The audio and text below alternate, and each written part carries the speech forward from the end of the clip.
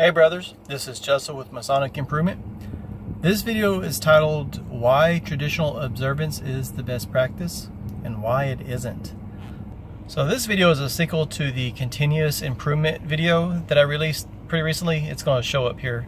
I don't know which corner it's going to show up in, but so in that video I kind of hinted that I was going to talk about what a lodge would look like that actually practiced continuous improvement and implemented best practice.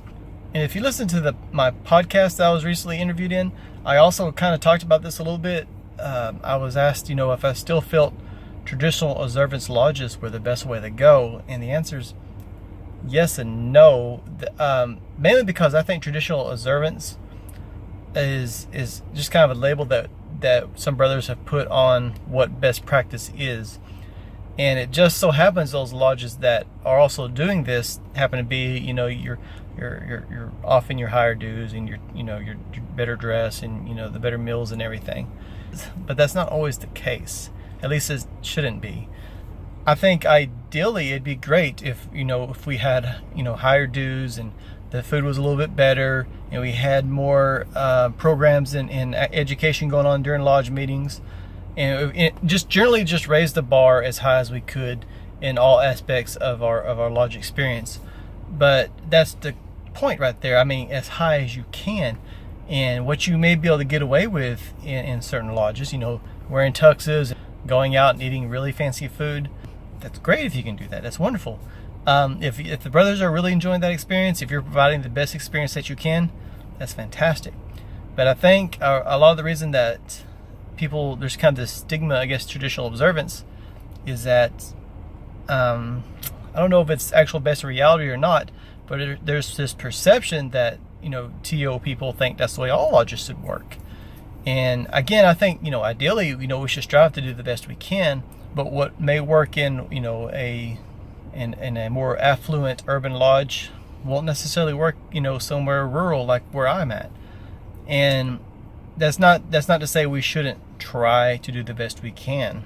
We shouldn't try to keep raising that bar, but where that bar needs to be set and where the highest it can go at that point is going to be different for every lodge.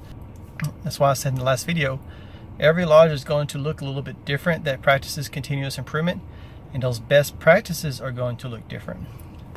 So this is going to be a pretty short video, but to answer, I guess, in a roundabout way, the original question that is the title of this video, traditional observance is the best practice for those specific lodges. But you can't just go to an existing lodge and say, hey, we're going to start wearing tuxedos. You can't just slap that on any lodge and all of a sudden everything's just peachy, because it's not necessarily the best practice for that lodge. Now, do I agree with a lot of traditional observance principles? Like I said, yes, I do. But that's not always the best for every lodge. So I think the traditional observance movement has been great. It's brought to light a lot of things for our fraternity. It's definitely shown how we need to raise the bar and what the benefits can be if we do raise the bar. But like I said, where that bar needs to be set for every lodge is going to be different. And I think as long as certain things are kept in mind, as long as we could try to increase those standards at every lodge, then we're going to see the same benefits across the fraternity. And I celebrate every lodge's individuality. If one lodge wants to wear tuxes, great. If one lodge, they're happy with, wearing a sports jacket and nice slacks, great. And if another lodge, polo shirt, jeans, and cowboy boots, that's great too. And honestly, that's what I wear when I travel, because I'm in Texas and I don't want to be the only guy visiting a lodge showing up in a suit with my own apron. But if I do show up and everybody's dressed nicer, I'll bring it up a notch next time I visit. So anyway, that's all I have to say about this. I just wanted to hit on a few things before we moved on to another topic. But what do you guys think? Do you feel as though TO is the way to go? Or do you think maybe we need to take a continuous improvement / best practice approach to lodges instead? I'd be very interested in hearing what you say. Just please leave something in the comments. Let me know. See you on the next video. Take care.